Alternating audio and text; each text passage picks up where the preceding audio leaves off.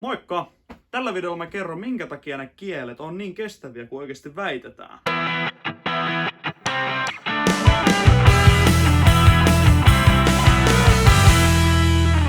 Kohta 1. Paketointi. Jokainen kieli pakataan tämmöiselle pahvialustalle, mikä mahdollistaa sen, että kun tämä kieli kierretään tähän, sitä ei koskaan tarvitse käytännössä kiertää itsensä ympäri, jolloin ei ole mitään mahdollisuuksia, että kieleen tulisi mitään hankaumia kuljetuksen aikana tai yhtään mitään muutakaan damakea. Kaikki nämä kierrotaan vielä loppujen lopuksi vakuumin pakettiin, jolloin mikään kosteus tai mikä ei pääse tähän metalliin käsiksi ennen kuin se otetaan vakuumista pois ja pistetään kitaraan kiinni. Kohta 2. Tallapään käsittely.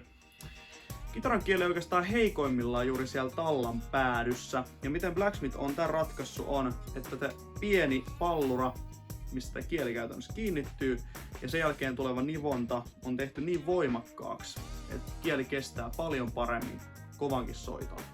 Kolmantena kohtana voidaan mainita coated-kielet. Niitähän Blacksmithillä löytyy kahdessa eri kategoriassa, eli Anti-Oxidation Technology ja Advanced Anti-Oxidation Technology. Tämä pinnoite käytännössä toimii fyysisenä esteenä kaikelle lialle, ihonrämmäleille, kosteudelle, kaikelle mikä vahingoittaa kieltä ja aiheuttaa sen kulumisen. Jos haluat tutustua lisää Blacksmith-kieliin, mene meidän nettisivuille www.takomolive.fi, tilaa tää kanava ja pistä meidän some-seurantaa. Kiitos kun katsoit videon, me nähdään seuraavan kontentin parissa. Se on moro!